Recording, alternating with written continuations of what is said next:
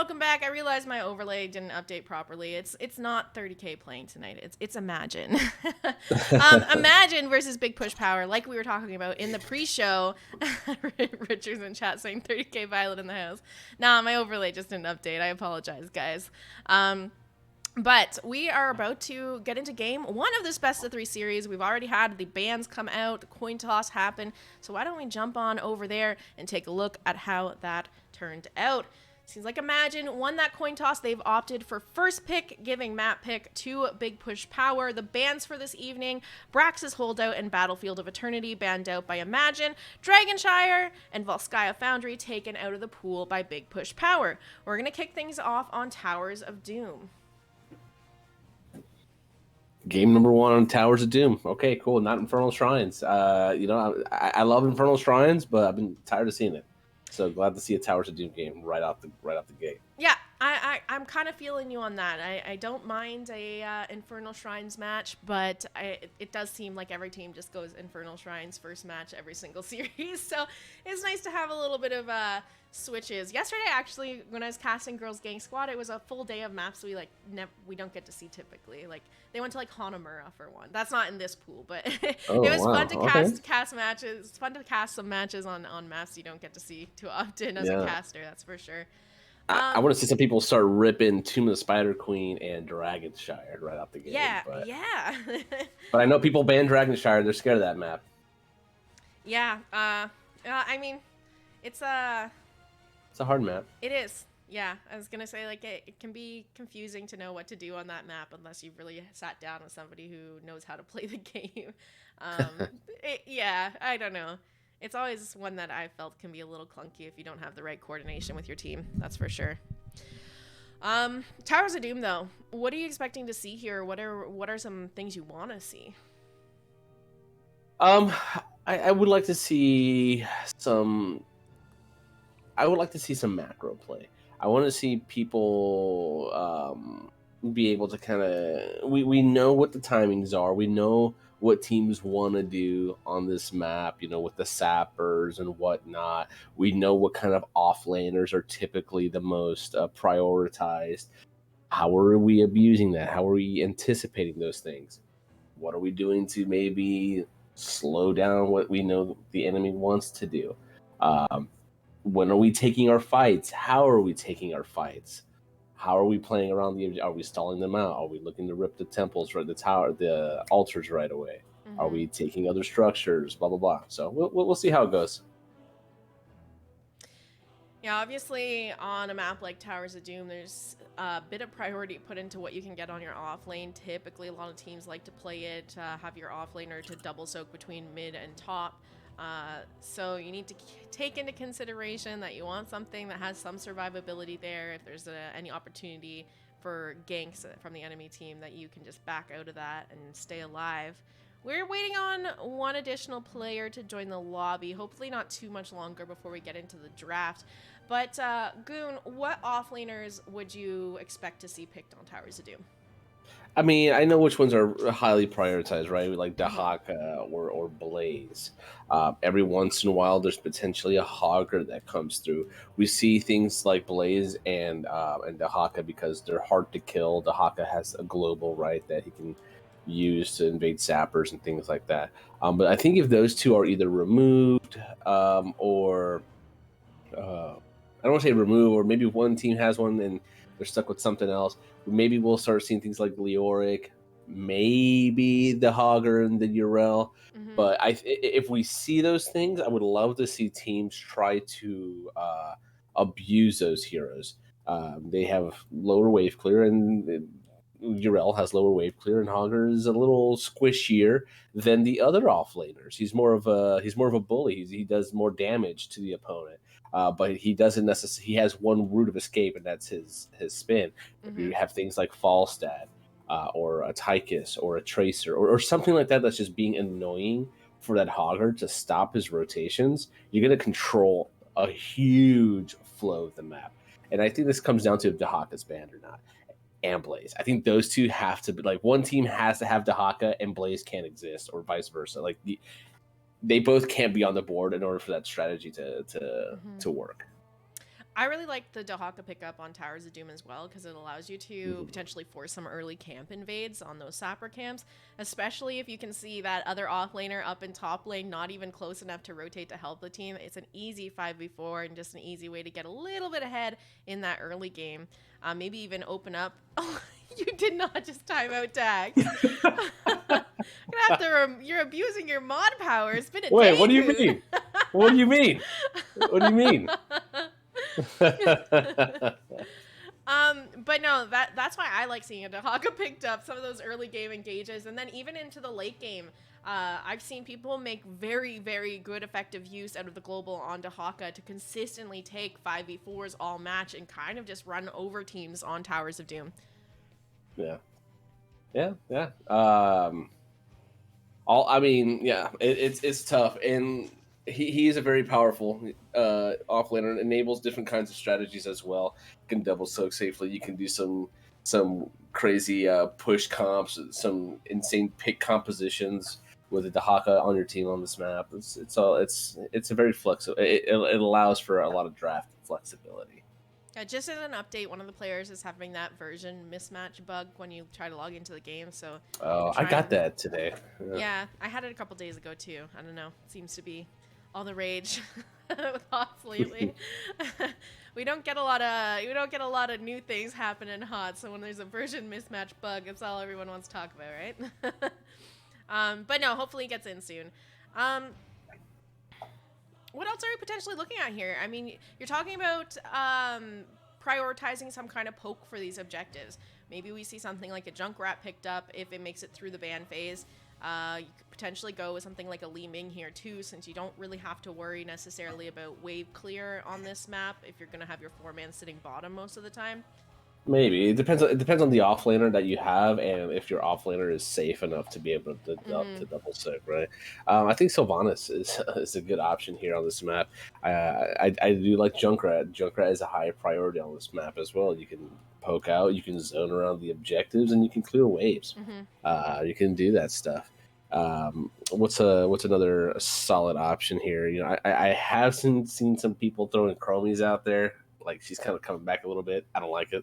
Falstad, I think Falstad is really powerful on this map. You can see some incredible gust plays happening here on this map. So. Yeah, at Falstad too, you have that global to add on to it as well. Towers of Doom is a decent sized map, so if you can, help your 4-man, fly up, help your offlaner, maybe pick up an extra tower here or there using that global to your advantage. Maybe even look for those ganks on the offlaner using that global to get you back to your 4-man before they can really do anything about the numbers advantage they have. We're going to kick things off with a Junkrat ban right out of the gates. There it is. Yep. So, if you're big push power here, you're like, what are we willing to give up in the first pick, or like, what do we want to get rid of? What do we not want to play against? There's like two trains of thought there. It's probably Johanna. Okay, all right, sure. It is an annoying hero. It's really not too surprising. She still hasn't been nerfed, so it's pretty typical to see the second pick people ban it out. Rhaegar, though, he was touched in this last patch. He's been occasionally making it through the draft, sometimes not. But we're going to see the Blaze prioritized here by Imagine as the next ban. Yeah, and then this kind of puts some pressure here on, theoretically, on Big Push Power. They're like, hey, we either have to ban out the next best offlaner so we don't get gimped in our draft, which is Dahaka, or we let it through. They first pick Dahaka, and we, draft accordingly and try to get creative somewhere down the line. But to me, this shows that Imagine wants to prioritize that offlane first. Now Dahaka's been removed.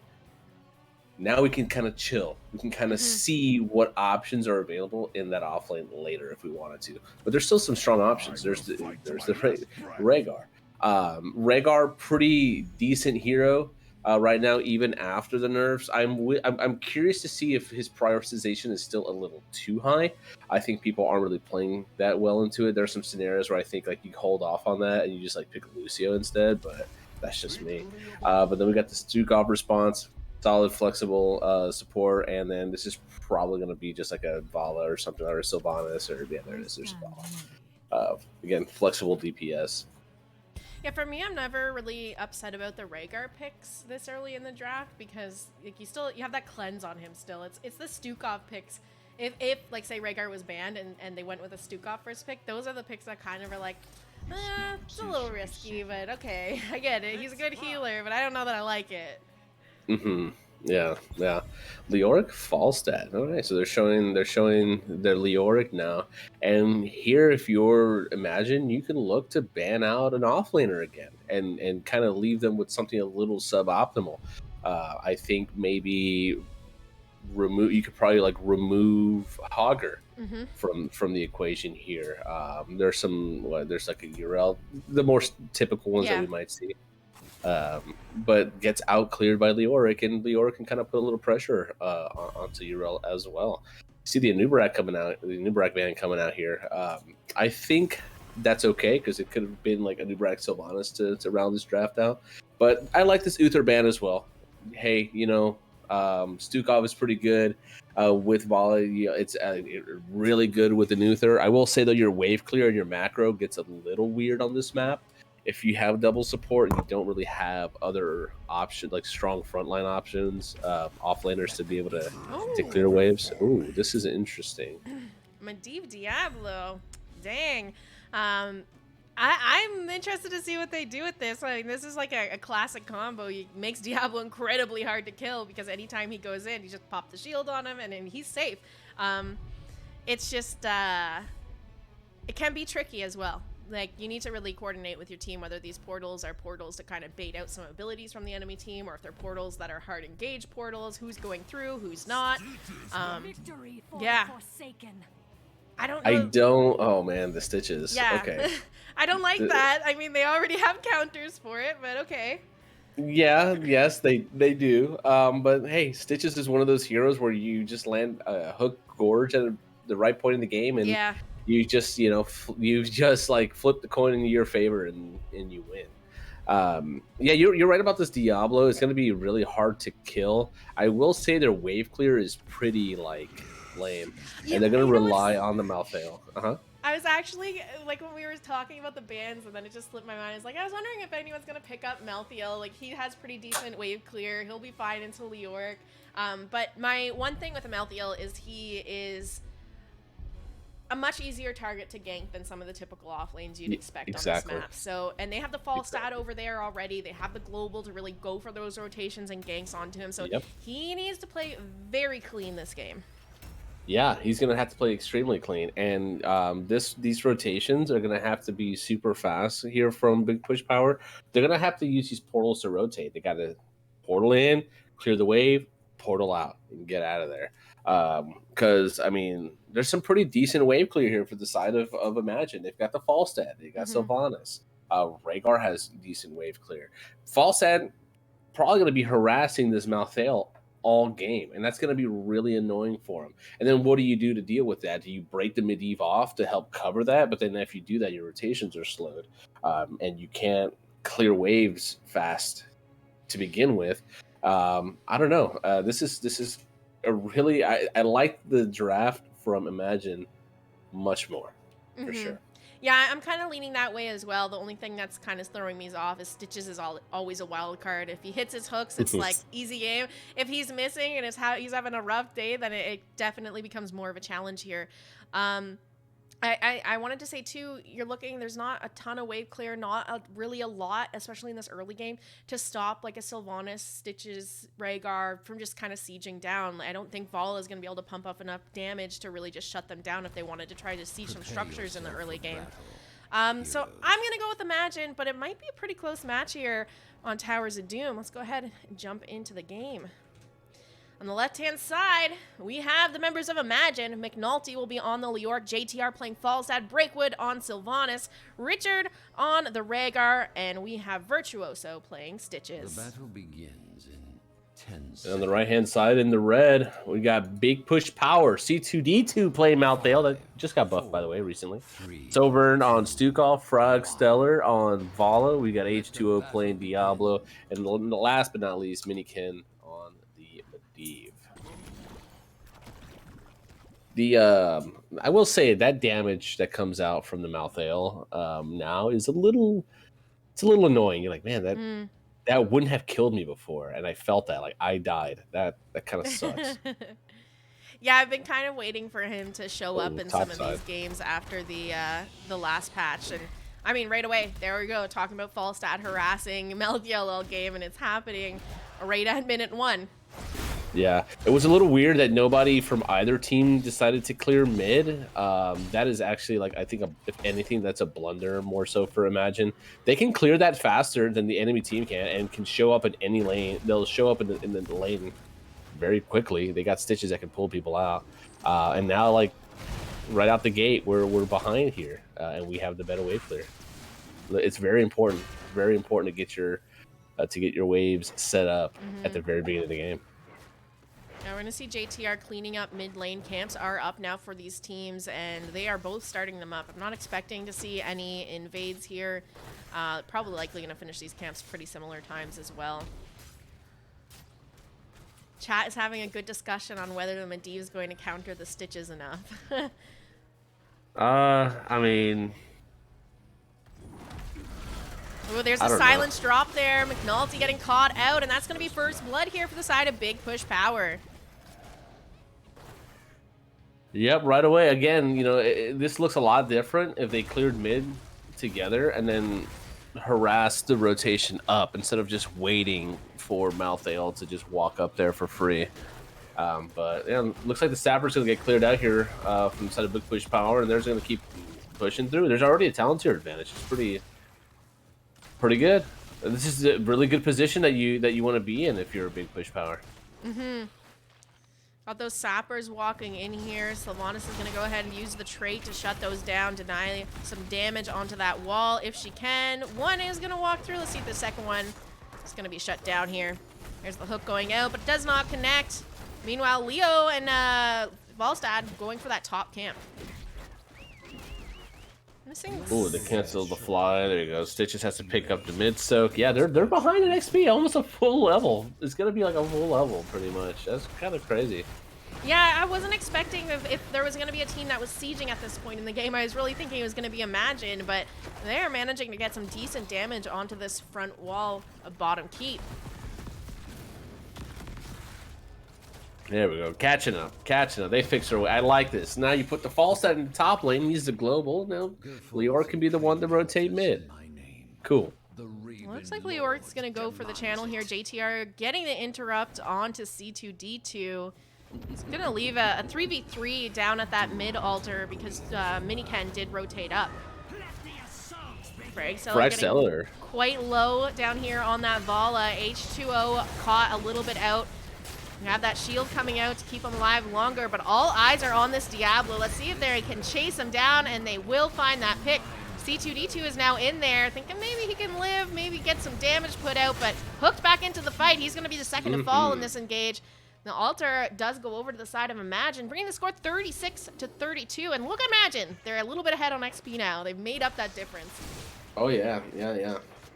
And we see there, like, once that Medivh shield goes away, that's kind of like it. That's all you can really do. But Malthael decides to go back in anyways and just gets popped so fast. That's always kind of the issue with Malthael as an offlaner.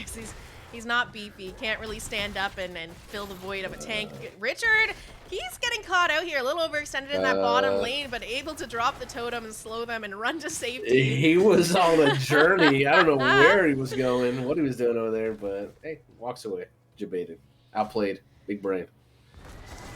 Imagine we're able to get their siege camp out a lot quicker this time than Big Push Power. Big Push Power just starting theirs up now, so we might see Stitches going over to take a peek at what's going on. There's the charge from Diablo, stunning Virtuoso, McNulty rotating down as well as Falstad. We might have an all-out brawl over this Sapper camp, but it looks like Big Push Power is saying, no, it's not worth it. Let's not int before an objective. They can have it. Yeah, absolutely. And we saw there that Leoric and Falstad were able to show to the objective while Malthael was top by himself.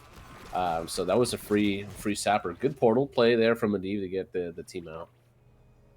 Do you have 2 altars this time around? They're going to be up in the top part of the map. Interested to see if both these teams are just going to go with the trade and then get back to soaking. I wouldn't be surprised if that's what happens here. I like this. Leoric is soaking, Falstad's soaking, you got Stitches mid soaking, and then people are capping, and that's a lot of experience here. That's gonna be really nice for Imagine. They're gonna get ahead, a full level ahead. They're gonna hit their 10s. Yeah, H2O going in there for the engage onto JTR, lands the stun, but level 10s are online now for the side of Imagine. Let's see if they try to force something with it. Portal drop to get Diablo out of there. Miniken also going to take that and walk away. So for now, able to walk away from the engage. Virtuoso, though, looks like he's maybe thinking of a hook there, but Medivh sniffed him out. And look at this. Now Medivh's having to clear mid. This never feels good. There's a hook. There's a gorge. He's gonna walk right away. Is there gonna be a gust with this too? Curious. Yep. There it is. And a mind control. Yep. But yeah. Mind control didn't connect, a little bit of counter synergy, but that's kind of exactly how you play against the Stitch or the Medivh with Stitches in this comp. Is if they can't hit the portal, well, they're still going to be stuck in there. You can gust them away from it. You can mind control them, and they're not going to be able to take it out of there. So even though Medivh is a decent counter to Stitches, they have tons of tools in their kit to kind of shut down that counter into him. I would have liked we see here. Imagine kind of just like chilling. I would have liked to have seen him hit at least like go mid and get some damage on that structure. Oh, here's the APOC coming out from H2O. It manages to connect onto Stitches and Breakwood. We have the last rates coming out from Malthael. Here's the flailing swipe out from Sovereign. Malthael sticking onto Stitches like glue. Looks like Virtuoso's almost made it out before the ley line connects on. Richard Gere, though, he is left alone on an island. He is going to be the first to fall in that engage. Virtuoso managing to live through all of that. Man, that was a really heads-up play from Big Push Power. So what ends up happening, they found... Imagine finds the pick, and then does nothing with it, does nothing with advantage, and telegraphs where they're going to be. Hey, we're going to be at this camp. Our offlaners are going to come down, we're going to look for this, we're going to take the fight, other people are showing on the map, and we're going to find the picks, we're going to find the kills, and we're going to swing this in our favor. It's so important to be able to capitalize on every single one of your advantages, even if it's just hidden the structure. I'm going to say, though, while that was happening, Leoric... Ooh, here's the Entomb out from Leoric, actually catching onto the volley here. She's stuck in there. The shield's coming out to keep her alive. And in the meantime, the Gorge onto Diablo. Gus to send his team away here. Portal is going to be up, though, and he's going to be able to walk away. Miniken trying to get a few more stacks on that Medivh, and C2 Last Rights come down to join the fight here. He's getting chunked down, and Last Rights isn't going to come out. Looks like the members of Imagine are just going to be able to walk away from this. What I was going to say, though, is during that last fight over when they were by the Sapper camp, Leoric just recognized, like, the fight's over, I don't have enough time to get down there, and he actually pushed in and did a ton of damage to this top structure by the time they were able to come up and respond to that pressure. So he was kind of, in a way, getting a bit of value elsewhere on the map, recognizing that he wasn't going to be there in time to do anything else. Yeah. We saw some unfortunate positioning there. They had found the isolation on the Diablo, but the Diablo able to find a shadow charge target to get himself back to safety. We have a Sapper camp pushing in here. Let's see if they can clear this up before it does damage to their keep. And the altar spawning in 5 short seconds here. We got the fishing hook online here for Stitches, so this is gonna start getting a little spookier for sure. Oh, I was kind of expecting Virtuoso to get a stall on that altar when he was flipped near Valo. There's a ley line coming out. He's stuck in the silence. Rain of Vengeance is going to be used as well, and they're going to find the pick onto Stitches.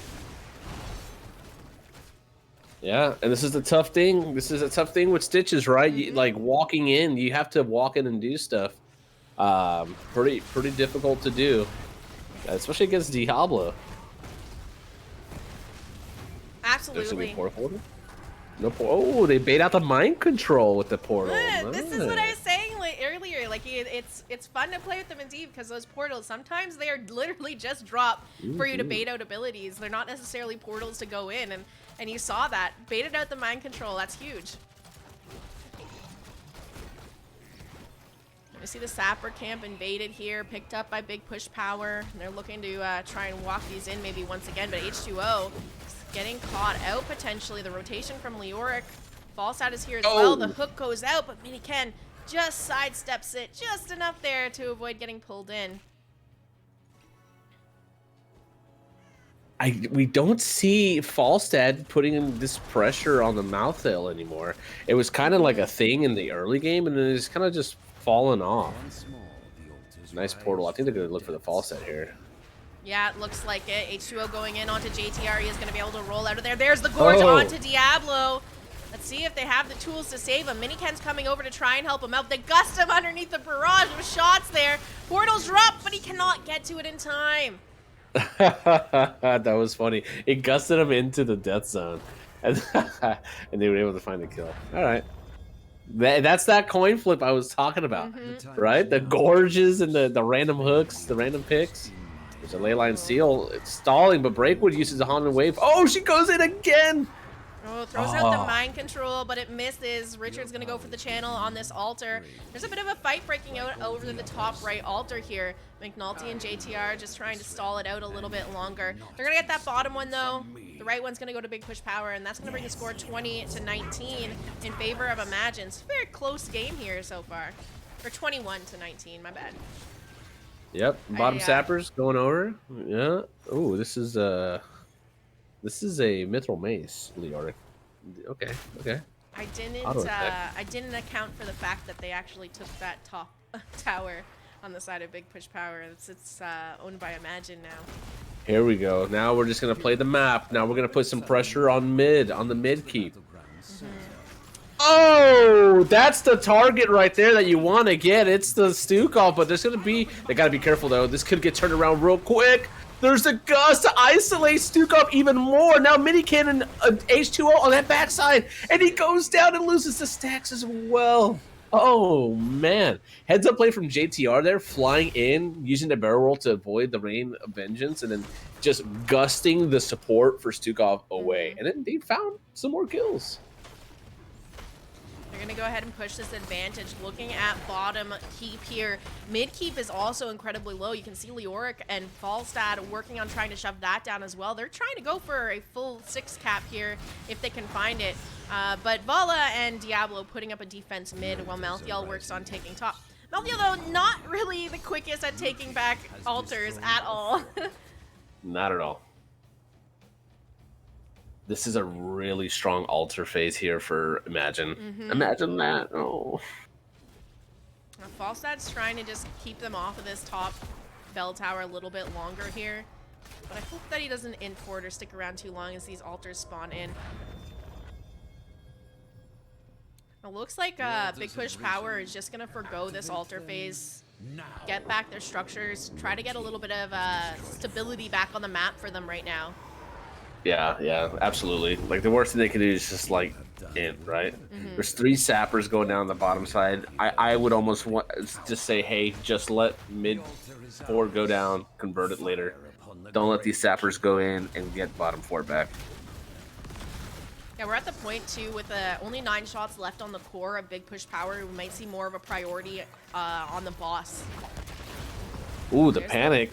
That was a ley line there. The panic. There's an APOC as well, but they're going to be able to get away. They gorged Malthael behind the 4, but it's not aggroing. Now it's aggroing, but now HTO by himself on this backside. Can they reset? They do. There's a nice flailing swipe, but the counter hook back on the C2D2 to get the kill.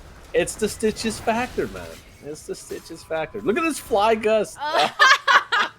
He is looking for it, but he's not going to find it. In the meantime, Leoric's been shoving down mid during all of that. That structure being quite low, getting quite low here. The Entomb is going to come out as well from Leo. He's going to get picked off here, but I don't think you're too worried about it. He's going to cheat death a little bit here. Oh, dang. Oh, there's the mind control onto Diablo. Rain of Vengeance comes out. The ley line comes out as well from Medivh here. See if they can do anything. It's a 4v4 right now. McNulty trying to do his best to come back alive as quick as possible. That team fight CC is slowing him down.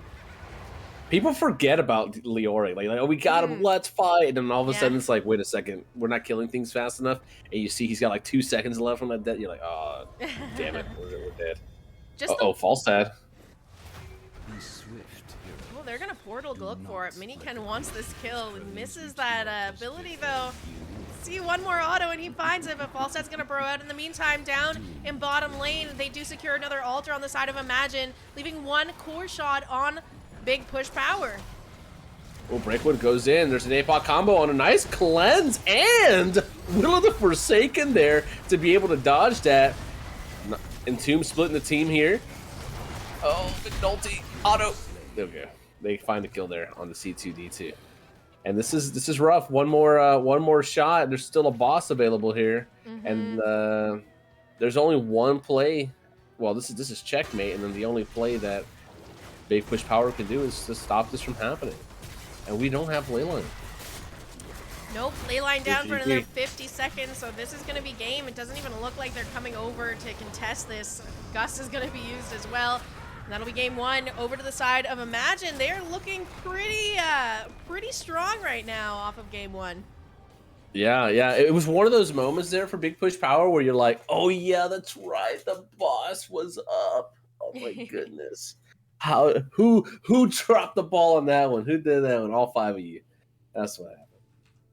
But yeah, no, that was good. You know, the early game was a little weird. Again, for Imagine, I was just like, hey, you know, clear the mid lane, and then go do your rotations. But that didn't happen. It got a little awkward there, but they cleaned it up. They started hitting what they needed to hit, clearing what they needed to clear. They found the advantages that they did. Yeah, I think too, like once they had their ultimates online, they had the mind control, the gust and stuff to really knock people out of position so you couldn't just easily portal out and save your teammates on the Medivh. And that definitely helped them as well. But you're right, it was looking a little closer in that early mid game for Big Push Power. Unfortunately, though, kind of just saw Imagine steamroll their structures down and make it a little bit harder for them to do anything on the map. And they really ran away with the advantage there. Yeah, look at the XP so though. We had almost 15,000 for JTR on the Falstad and 18,000 there for McNulty on the Leoric, and Malthael had 19,000 just alone. The next highest was Vala at 12, barely. It was 11,998. So this is that power of the having the wave clear and the side soak available for your team. Yeah, you have an offlaner that can double soak, but now you have somebody else that can do that as well and create the pressure on the opponent offlaner. Taking a peek at the talents here. Anything that's sticking out to you? I will say we saw the Windrunner. Wasn't expecting that one.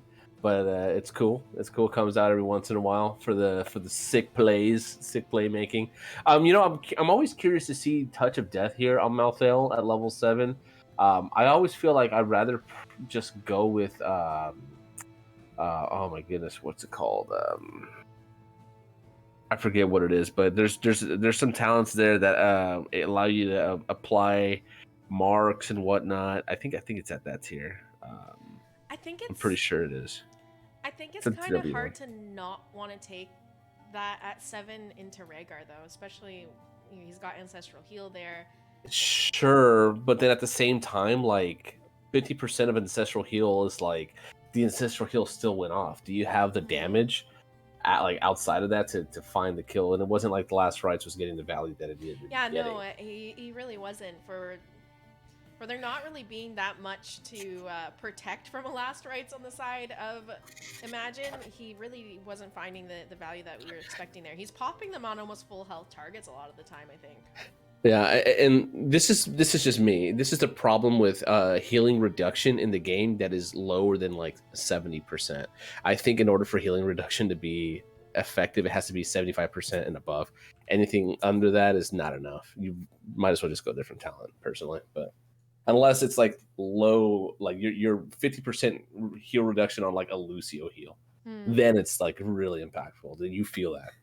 But we do have the next lobby up and available here, so we will give you a rundown. Oh, thanks, Kegs. I'll turn myself up. We'll give you a rundown here where we're going for game number 2. We're going to be headed to Tomb of the Spider Queen. This is a map pick from Imagine. Big Push Power going with first pick after losing game number 1. I'm happy it's Tomb, honestly. Yeah. But no, what are you expecting here on Tomb? More wave clear. I think wave clear is going to be really important. If you want to run like a Diablo Medivh comp here, you can do that. I think it's a lot easier to do it on this map than on something like Tomb of the Spider. Or, I'm sorry, Towers of Doom. The map is a lot smaller. You don't have to rotate as much. You don't have to rotate huge distances as much, and you can find those nice cheeky engages. The bot controlling the boss with Leyline Seal is pretty powerful. If they wanted to run that same comp again here, or a comp similar to that here, they totally could, and I think they would find a little bit easier time finding success. Yeah, I'm interested to see if these teams are going to kind of switch it up, or if some of the same things that they picked here in game 1, they go for it again. Like Sylvanas, great here. The siege potential with the web weavers, obviously. I've seen Stitches work right here. You have a big wide open area with nothing to eat your hooks except heroes and these turn-in points. And even though it's not really a map for a global, you can still make a Falstad work. Go for some late game Gus for the win potentially, because Tomb of the Spider Queen usually goes to the late game. Yeah, absolutely. Junkrat, really good wave clear, like you were saying. We got the zone control as well with that hero. Mm-hmm. Yeah, we'll see. We'll see what these players prioritize here. Also, I think offlane is pretty important here too. You have a nice, strong offlaner that can clear waves. So, like I'm looking at Blaze here. If you got a nice, strong offlaner that can clear the waves pretty quickly, and then come in on a nice flank and boom. Hit like the enemy, the entire team with a jet propulsion, that sets some big plays up, some massive plays. And this is one of those maps where like those flank angles for the offlaner are pretty good. They like them. They'll come out of nowhere. You're like, oh, what the hell? What was that? This guy went to my bruiser camp behind my fort and got my team while they were sieging mid. Yeah. But we see the Johanna Stukov and there's a Junkrat ban, and curious. I wonder if this is just going to be, they're going to ban a Rhaegar here. I don't know if Rhaegar needs to be banned right now, but it is going to be banned. So they say that it's a strong hero. It's a strong hero. I want to see people try to beat up Rhaegar. There's the insta-lock on Blaze you're talking about, Goon. Yeah, strong option, flexible pick. Fits decently anywhere into the composition that you need, and especially on a map like this. Wondering if we're going to see Imagine prioritize picking up their offlaner at this point. You already have a really good one on the side of Big Push Power. Do they grab theirs now so they can also have a decent one, or do they let the potential ban on another offlane? They're going to go with a Lucio Lunara to kick off their draft. Interesting. Okay. All right. I think that the Sylvanas is probably good here too. But the Lunara has her wisp to be able to control vision, or at least see rotations happening sooner. That's pretty annoying. Know when the turn-ins are happening. There's a Sylvanas and there's a Brightwing. I think this Brightwing is a little weird, but it must be a comfort pick here for Sovereign. I'm pretty sure it is a comfort pick actually for Sovereign. I don't know how I like it into Lucio. And I when I'm looking at Brightwing, I'm looking like you're polymorphing somebody and you're shutting somebody down. You're gonna kill somebody. Lucio just kind of high fives that, and okay, cool. They're probably gonna try to get a high HP frontlaner here to sustain. And I think actually with the Tychus being off the table, they can look at grabbing something pretty chunky. There he goes. I'm curious too to see how aggressive of a Lucio player Richard is, because sometimes you just have those Lucios that like they get in there, and if he's getting in there, you could potentially see a lot of interrupts on these phase shifts from Brightwing as well with the boop on him. So I don't know, just looking at maybe some of the positioning on Rhaegar from last game, maybe he's the one that's going to be in there doing that kind of stuff. I knew this Leoric was going to come out. McNulty is a Leoric abuser. Okay.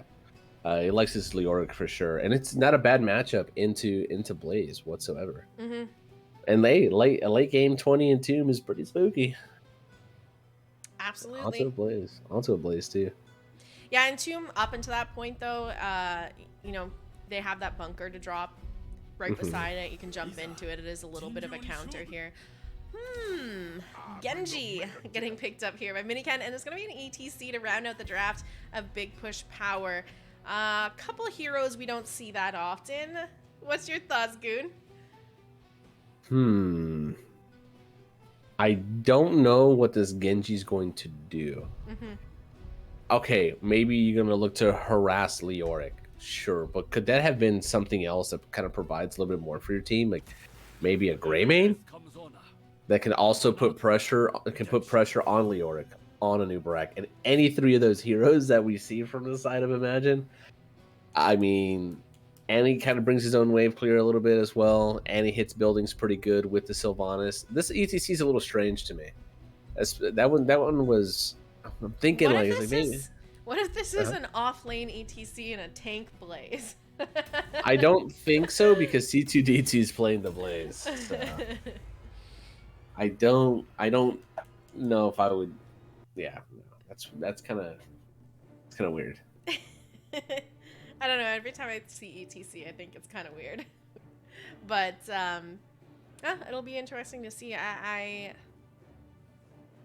The wave clear here for both teams, like not until like level 4 Imagine doesn't really get incredible wave clear to level 4, but it's still better than Big Push Powers, and then Big Push Power gets more wave clear at level 4 as well. Yeah. But it's not as good. It gets kind of weird. This is I feel like some of the heroes on one team should be on the other team, and then some of the heroes on the vice versa. Like they should be swapping like that. Well, we'll get into the game here. Match number 2 of our best of 3 series between Imagine and Big Push Power on the left-hand side. It's still Imagine. Breakwood's on Lunara this time around. McNulty sticking on the Leoric. We have Richard on Lucio. JTR playing the Hanzo, and Virtuoso on Anubarak. On the right-hand side, in the red trunks, we got Big Push Power. Frag Stellar on the Sylvanas, H2O playing ETC, Miniken showing what's up on the Genji, C2D2 on Blaze, and Sovern playing the Brightwing. I would have liked to have seen the Greymane, 100%. Like, bring out the Greymane. The hero just got some love too, right? You know, like, might as well see what's up. Yeah, there's just like some picks on both sides that I'm like, oh, it's kind of interesting for a Tomb game. Like, you're like heavily prioritizing wave clear. Yeah, I mean, and look at it. We see Imagine already trying to start the rotation before the wave got cleared. So this is pretty cool. All right. I like this positioning from H2O, just kind of slowing that rotation down a little bit. Yeah, it created enough space here for Sylvanas to go ahead and clear out that lane before the rest of the members of Imagine could get up there. He's going to get caught out here, though. Phase Shift's going to come through from Brightwing, and he will be just fine. But that's Phase Shift down for a little bit now. Yeah, Sovern did go with the Hyper Shift, so should have that back up pretty quickly, considering he's going to be in the lane pretty often. But look at this bottom side. The Genji and the Blaze finding the pick onto Leoric there. I missed it. I'm a bad observer. It's okay. I saw it on the mini map and I was like calling it, and then like I didn't expect him to die that fast. Miniken's gonna go for the Siege Giants here. Breakwood is rotated down, trying to get some damage onto C2D2. McNulty back up, and they're gonna scout out this camp and see if they can find what they're looking for here. We really gonna have an all-out brawl over a siege camp? I mean, it's completely possible. Here's Virtuoso joining in. Miniken's going in to hold the point down, allowing H2O not quite enough time to get onto the point. The Giants will go over to Imagine. He slides in, and now he has no way to get out, and H2O will go down. So here's the thing, right? Like, you got the kill on the Leoric. It feels good, man. We got an advantage. Let's go get the Siege Camp. But then the Siege Camp hero is Genji, and it's Leoric at level 3. Like, he's going to be up in 5 seconds. Back in the lane. Oh, well, you live and you learn.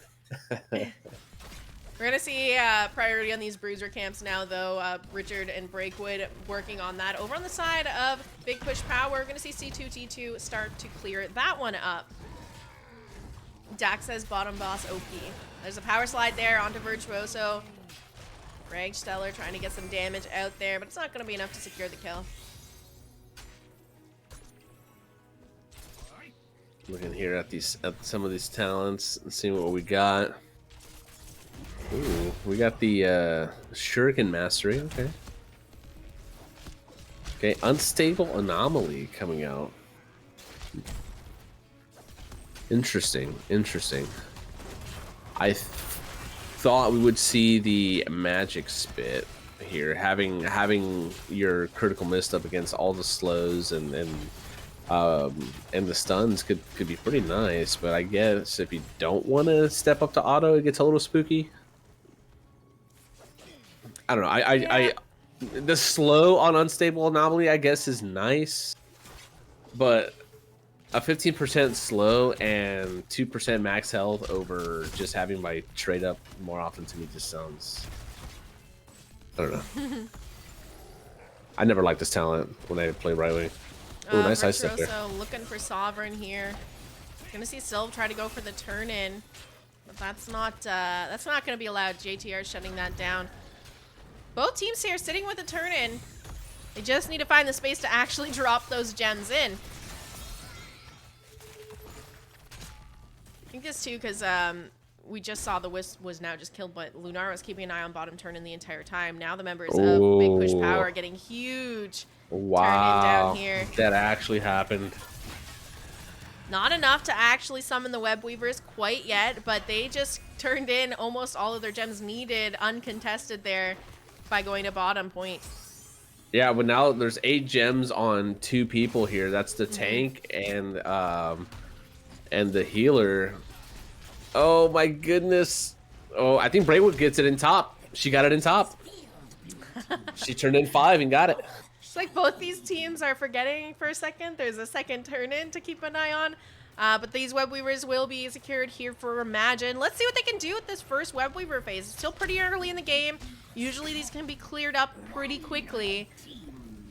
Yeah, it's almost like, dang, I wish we had Sylvanas here, because then we can actually get like a fort potentially with this first turn-in. And the first turn-in, if you don't get a whole lot of value with it, it just feels bad. And because then the enemy team gets their turn-in and it gets a fort, and you're like, man, why is this happening?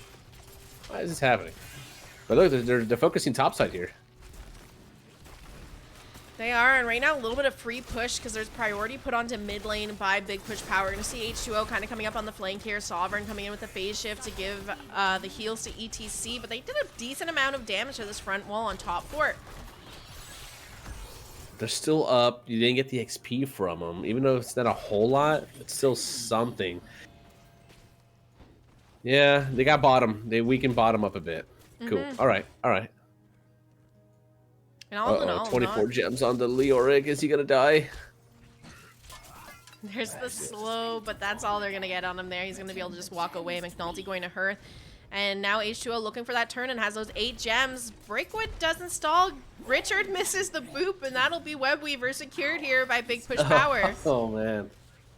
Oh man. All right, well now we've got the Sylvanas here on Big Push Power. Let's see what kind of value can get done in the middle though. Nice boop onto JTR to cancel the natural agility. Make it looking to confirm the kill, but doesn't find it. It forces a phase shift out from Silver and they back up. Oh my gosh, that was really close. Heads up play from H2O to be able to read that natural agility was coming. Good job there. Do you have level 10s online now for both of these teams? Over on the side of Imagine, we're going to have Dragon Arrow from the Hanzo, Leaping Strike from Lunara, and Tomb from Leoric. Cocoon picked up by a Nubarak, and High Five from Lucio. Mind control there onto the Hanzo, but look at that. There's a nice little high five to be able to cleanse it out. And now it's Brightwing in the Cocoon. Ooh. There's a power slide in from ETC. Nothing really to follow up on that. Imagine looks to continue to clear out this top lane. Miniken makes the rotation. They have the number advantage here if they can do something with it. While Sylvanas has this fort shut down. That'd be pretty cool, but looks like they're just going to take what they can, play it safe. I'm just going to be in a tomb here, I think. No, there's the arrow. Oh. Entomb onto ETC though. Let's see if they can find the pick onto him. He's getting incredibly low. Breakwood's trying to chase him down, get that poison damage onto him. Minican in the back line, trying to find some kills as well. He's walking out there. It was close. He was like, I'm getting in there, and he's like, all right, I'm getting out. I'm not doing this. Screw that. Screw that. We're sitting at 11 stacks here on the what is it? The simple geometry here. And only 19 gloves. Interesting. Another turn in there. We saw how like the Lunara damage is coming out there onto ETC. He got really low, but then Brightwing was able to just throw an E and a blink heal and kind of got him healthy enough to never be concerned. Yeah, even with Miniken there too as well. You kind of saw that poison damage stacked up on him really low, but just not quite enough. There's a power slide there connecting onto Virtuoso. He's going to go ahead and burrow out. Those Web Weavers spawning in now for the side of Imagine. They cleared up and opened up top lane a bit here, but these Web Weavers are spawning in basically middle of the lane. Listen and obey. There's the Cocoon popped onto ETC. They're looking for the engage onto Freight Shelter. There's the arrow to follow it up, and no chance to survive there. Sylvanas will fall. H2O popped out of the Cocoon now. McNulty looking to get a little bit of damage onto them as they eye this top That was fort. sick. That was really cool. I liked seeing that. Oh, nice soothing mist. Nice cleanse there from Sovern to get out of that CC chain. Hey, that was a heads-up combo. That was like an E, and then the arrow came out like right after. Yeah, more of that. they had her on lockdown there. She wasn't walking away. No, maybe when she has Unstoppable, if she kind of sees him coming towards, you can hit it and maybe avoid it. But no, it's not a bad combo that they managed to go for there. 13 advantage here as they're going to siege down and take the final fort from big push power off those Web Weavers. Lots of value found this time around off that turn in. 3 forts down here. Ooh, looking for JTR to be able to walk away. C2D2 looking for something, but I will say he's low on mana and has 26 gems. I think you just want to kind of clean up your lanes a little bit. Oh, there's the Cocoon.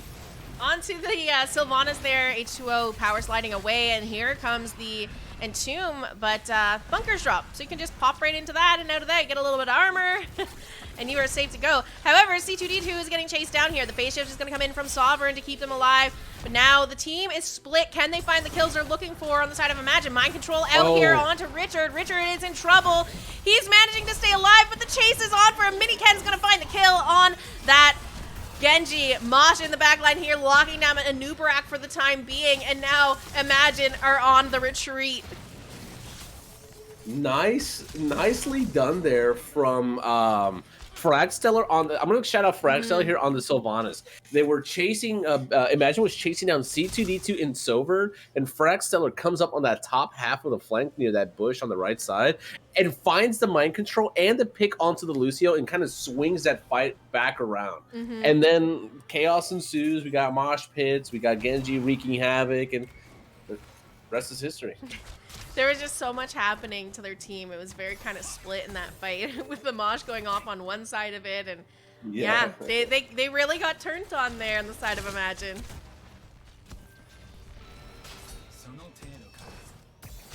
In here, what talents we have? We'll get the turn in. Let's see how much value we can get out of this. The waves are a little scuffed, right? Like top and bottom are pushed out a little too far. We got a bruiser camp pushing mid. This is kind of like this Web Weaver phase is to reset the lanes. This doesn't really feel too good. I don't like this one. Feels bad, man. Yeah, I don't know if maybe they had a discussion about whether let's use this to kind of like stabilize, get our lanes pushed out, and fix it, because at this point, once this Web Weaver phase is over, they don't have any gems. C2D2 is holding on to 25, but that's really about it. The rest of the members don't have that many, so it's not like they can go for a back-to-back turn in here. Really, these Web Weavers should get cleared without too much of a challenge. Maybe this top one being the one that's going to be the hardest if they set up a decent enough siege with it. But it's already sitting like quarter health left, and 16's very close to being online here for the side of Imagine. Yeah, and then Cocoon is up as well. This is rough. This is pretty rough. Bottom maybe gets some value here, but This is a feels bad turn in. Oh, wait a second. And right now, they should just run at top. That's what I would be doing. It's already low health. They have a web weaver to still clear up bottom. If they don't get top, they get value bottom, at least, because the only reason they wouldn't get it is if enough people come up here. But a little bit of damage on all the forts, but all of them still holding on for now. Yeah, and 16's here for Imagine, about to come online for big push power, and there we go. They're looking for the engage. That cocoon out. There's the stuns. Bunker's going to be dropped on Blaze. ETC goes in there, gets that little bit of armor.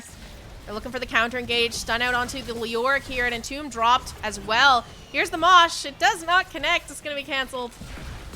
And continuing on. Mind Control out onto a Nubrak in the high 5. I don't like this Mind Control pickup here. I don't know if they... Ooh, here's the arrow, though. Connects onto Brightwing and Sylvanas. Power slide out from H2O. Leaping Strikes connecting onto Sovereign. Trying to stay alive, but it's going to go down. Hanzo securing the kill, and now Genji stuck in that backline, hits the deflect, ease out of there, but it's not enough. He will fall as well. A 2-0 in favor of Imagine, and it looks like Richard is heading straight up to this boss. Oh my goodness. Imagine if that mosh pit was up right there on that like counter engage. Like the arrow came out and I saw him slide and I was like, oh, it's gonna be, oh, he already used it. Oh no. Unlucky. Unlucky. Heads up play from JTR to rip that dragon arrow. That was sick. And this is also a turn in here if they want it as well. They're kind of holding off on the boss so that they can time it together here. So you saw Breakwood break off and go for that turn in. And JTR just covering, waiting to cap this boss so that it's all going to kind of pile up together in the lane now. I always look for these like little things when these fights kind of happen, right when people are about to level up and get a new talent. As soon as like level 16 came online, everybody on the side of Big Push Power had their like talent ready to go, picked it, and like they went. So I'm gonna shout that one out. That was pretty cool. I looked down right away. I'm like, who didn't take their 16 talent? Let me see. Oh, they all got it. We're gonna see Boss and that web weaver pushing in onto top keep. Ooh, Minikin. There's the arrow coming out from Hanzo. It's going to be a whiff this time around, but damage is onto the keep and 2 Muse by McNulty. Does not connect, though. H2O stepping forward. He does have that Mosh up and available now. Maybe they look to do something behind the boss. C2D2 going in with the jet propulsion. Lands the stuns, but this is leaving him in a really awkward position. He's going to have to use that bunker. Pops out. He has 35 gems on him. Getting incredibly low. Minican going back in, trying to force them off, and they're going to find the kill onto Leoric. See if Miniken's able to get out of here. Sovereign doing what they can to keep him alive. Right now, their core with a boss on it. They also have to worry about their other lanes here. Look at mid. There's a lot of pressure building up. Even bottom, kind of having some waves starting to build up down there as well. The mosh pit got put on a 10-second cooldown there. Good job there from Lucy to, first of all, high five and then boop at the same time. That was pretty clean. And I for sure thought that H2O was going to look for another mosh pit there, but by that point, Imagine had already pieced out. We do have a turn in up and available here on the side of Big Push Power. Again, we're turning in. This is, if they get the turn in at this point, this is again just going to be a turn in to stabilize their lanes. They're really not going to get much off of this. C2D2 dropping in 42, and that will secure them a web weaver phase. Oh, man. Yeah, and there's so much to clean up on the map. This feels bad, man. Feels bad. Yeah, no, I'm with you there. Maybe this time they're able to push down and secure some of these weaker forts. Level 20 is also coming online for Imagine, so this is just a tough web weaver phase to really do anything with. I almost feel like wasted gems. Yeah. Yep, this is tough. And you're so far away from level 22, so like now you have this thing pushing and then you can't really even get the XP for it. Chat says they've been feeling the Lucio. They seem making some decent plays on Lucio. Some nice saves with the high fives. Alright, well bot goes down. There's that. That goes down. That's not the worst thing, but you know. And look, they like this entire web weaver phase is played so passively. They can't do anything. They can't step up Yeah. into Imagine. They don't have their 20s. If they do step up, they're way overextended in the lanes with no forts to disengage to. Uh-oh. They like. And Virtuoso, he's looking for something. Oh, they can't. Yeah. I like this. I like this. They're like, hey, screw it. Yeah. And had that 20 talent tier advantage. This mid keep is pretty low already. Weren't quite able to finish it off. And we're going to see 20s hit in just a moment. That bottom web weaver going to fall here. A little bit of a wave to clean up, but really nothing that's threatening to this bottom keep at the moment.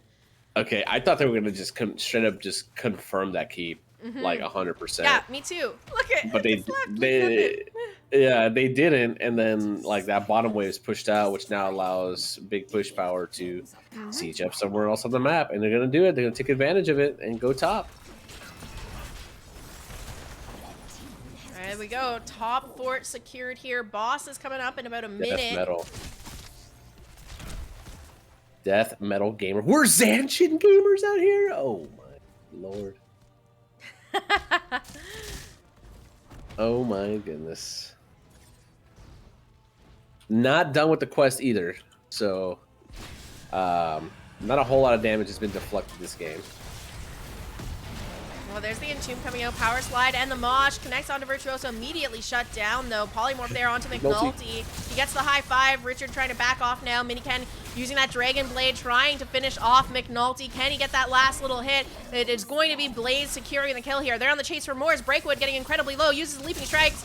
Might have left her in a little bit awkward positioning, but it works out because she Leaping Strikes out off of H2O. And there's the re-engage here with the arrow out from Hanzo. See if they can find any kills here. Look at, I know, I'm watching Miniken and Virtuoso on the back line having their little 1v1 split off from the team. Phase Shift gonna keep him alive, but H2O now is in trouble. No, Turbos! Alright, that's Turbos. Death Metal. He slid away to escape, and I'm like, no, slide into them.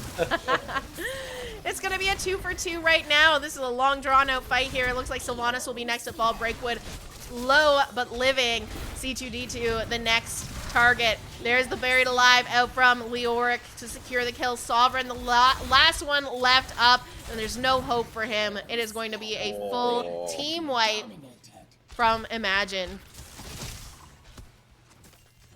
And this should be it. They're going to make their way down top lane to go straight for this core. That was, oh my god, that was so close. It was so close there for Big Push Power. They almost found what they were looking for there. McNulty, the first one to go down in those fights, and then guess what? He's back by the end of it, and he's wreaking havoc. Chat asked if we could start a vote about whether Zanshin will be complete. Oh well, my god, no. I see it. No, unlucky. 1,200 damage off. Well, there we go. Imagine 2-0ing Big Push Power this evening in this series, so kind of proving maybe they are one of those top teams in this division. Yeah. They show what was up. You know, there's still definitely some things that they can do that they can improve on. Establishing proper rotations. Do that. Start with that one, and then but yeah, definitely they showed what's up. JTR on the Hanzo, 65,000 damage. Has some pretty impactful dragon arrows. Pretty good. Pretty cool. Some good synergy there from some of these players. I like Genji. Curious to see how they scale up. Yeah, I think Genji was a little bit of a weird pick, but I'm surprised that he topped the boards with 59k damage. Like that's pretty impressive for Genji. Yeah, Sylvanas sitting at 32,000 damage. I figured, maybe you would have had a little bit more, maybe a little bit more, but it's difficult when you don't have like the front line to that's tanky enough to create space for Sylvanas. So yeah, I didn't like the mind control pickup from her either. I don't know if she, looking back, I personally would have held my ultimate if I was thinking about going mind control to wait and see if Lucio was going high 5 or not. But that didn't happen, and mind control basically got 0 value here because anytime it went out, it was just cleansed from the Lucio. I think the Wailing Arrow would have been a much better choice here. Any other things that are kind of sticking out to you here that you thought were interesting pickups? Juggernaut plating I think was a little interesting there from the Blaze. And then obviously we saw Zanshin coming out. That was Actually, pretty interesting. Mini Ken's in chat saying he misclicked it right now. Oh, unlucky. Okay, all right. Well, you know what? We'll forgive you. Yeah, yeah. We'll delete the memes from chat. We'll ban them. Yeah, we're going to reach out to Imagine here. Let me update that score really quickly too, and we'll do a quick interview with their team if they're up for it. While we're waiting here to get that all sorted out, let me pop back on over to Goon and I and reach out to them real quickly here.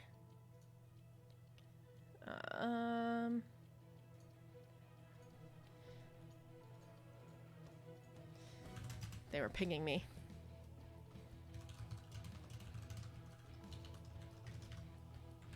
We'll jump down into. Let me make sure the lobby's available. Lobby 2 in the NGS channel for an interview with Imagine. Sure.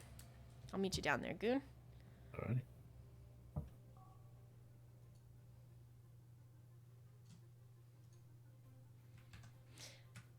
Hello! Congrats on the win tonight, Virtuoso. How are you feeling after that series?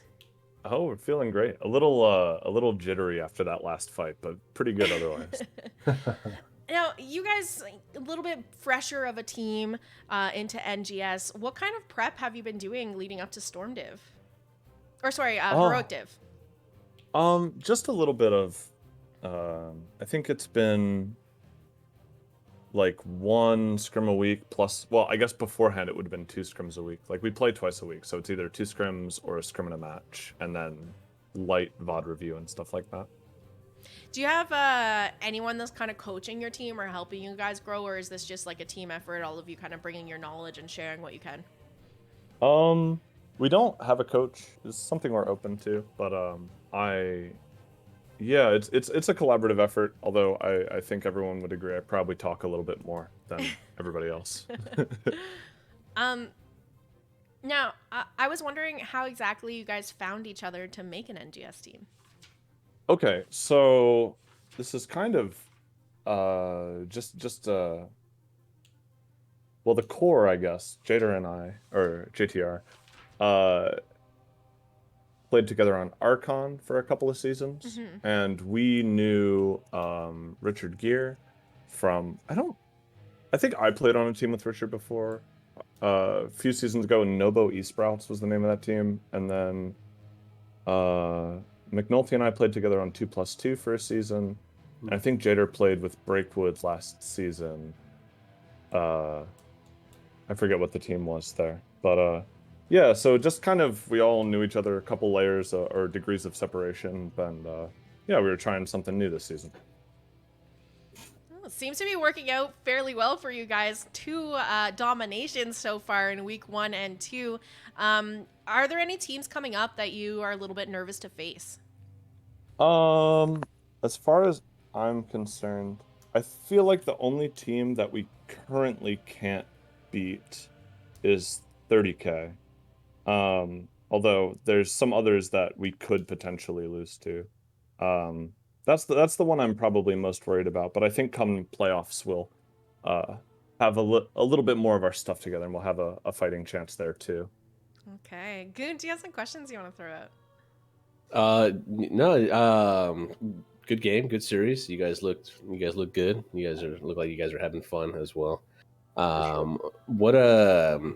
When it came to Towers of Doom, on that draft, was Stitches something that you were like, I want to pick it, like we're gonna play a Stitches game, or was it like, well, don't know what to pick here, let's pick Stitches, or like, what was the thought process there?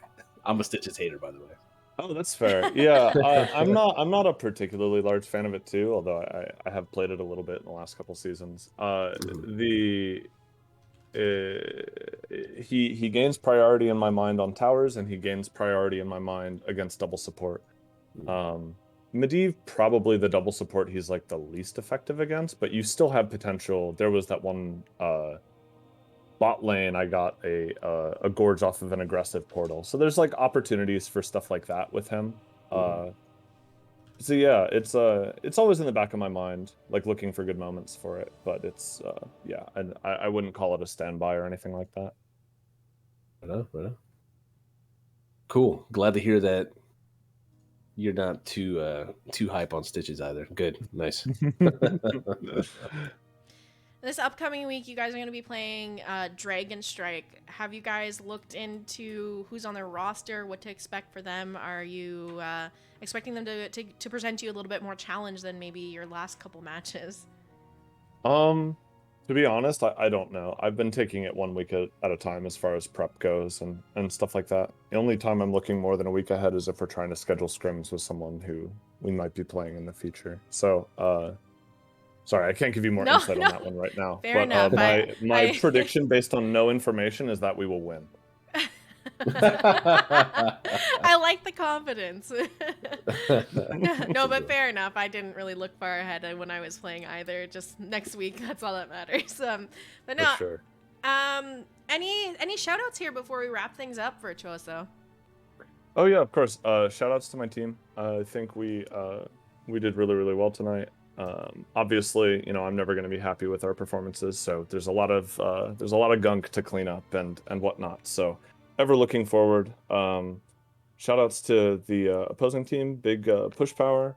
Good to see these guys, and it was a good series, really fun. Got my heart pumping. And shout outs to you guys. Thank you so much for casting.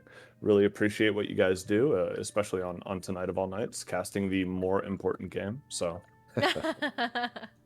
No, my pleasure. I was excited to be able to pick up your game because both your teams have some very pleasant people, so no problem at all. Congrats on the win once again. Wish you best of luck in the rest of the season, and I'm excited to see where your team goes from here. Really strong start so far. Yeah. Awesome. Thank you so much, guys. All right. Bye bye.